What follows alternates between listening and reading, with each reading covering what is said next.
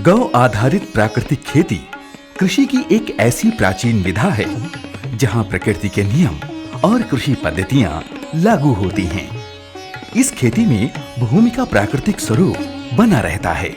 वर्ष 1960 के दशक में खाद्यान्न आवश्यकताओं की पूर्ति के लिए हरित क्रांति के समय रासायनिक उर्वरकों और कीटनाशकों का प्रयोग जो आरंभ हुआ, उससे खाद्यान्न उत्पादन में वृद्धि तो हुई, लेकिन भूमि के जैवीय और भौतिक गुणों एवं खाद्यान्नों की गुणवत्ता में बहुत बड़ी गिरावट आई।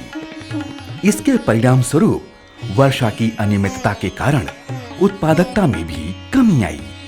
प्राकृतिक खेती में गोबर की खाद, कंपोस्ट खाद, जीवाणु खाद, हरी खाद, फसल अवशेषों का उपयोग आदि भूमि की उर्वरता बढ़ाने, प्रकृति में उपलब्ध जीवाणुओं, मित्र कीटों, जैविक कीटनाशकों आदि के माध्यम से शत्रु कीटों को नष्ट किया जाता है।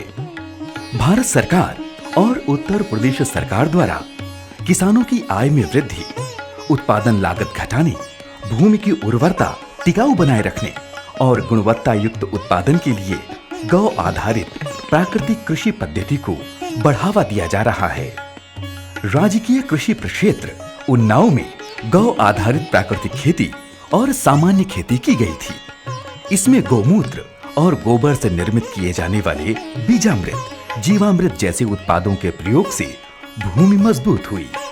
फलस्वरूप पिछले दिनों अतिवृष्टि और आंधी तूफान से सामान्य धान की फसल तो जमीन पर गिर गई, लेकिन गौ आधारित खेती वाले धान खेत में मजबूती से खड़े रहे। आज रासायनिक खेती के बहुत दुष्प्रभाव देखने को मिल रहे हैं, जैसे खेत की उर्वरा शक्ति का कम होना, लोगों का स्वास्थ्य खराब होना, प्रकृति का संतुलन बिगड़ना, पर्यावरण को हानि पहुंचना आदि। इन सभी बातों का हल सिर्फ गौ आधारित प्राकृतिक खेती में ही है।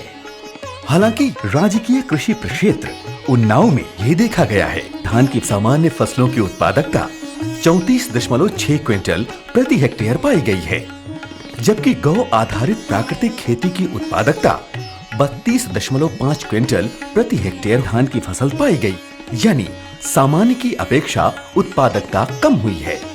हालांकि अगर देखा जाए तो सामान्य फसलों में लगने वाले 4 से 5 हजार रुपए प्रति हेक्टेयर उर्वरकों की बचत गौ आधारित प्राकृतिक खेती में होती है। ये भी पाया गया है कि प्रारंभ में उत्पादकता में कमी होती है, परंतु आगे चलकर उत्पादकता में वृद्धि अवश्य होती है।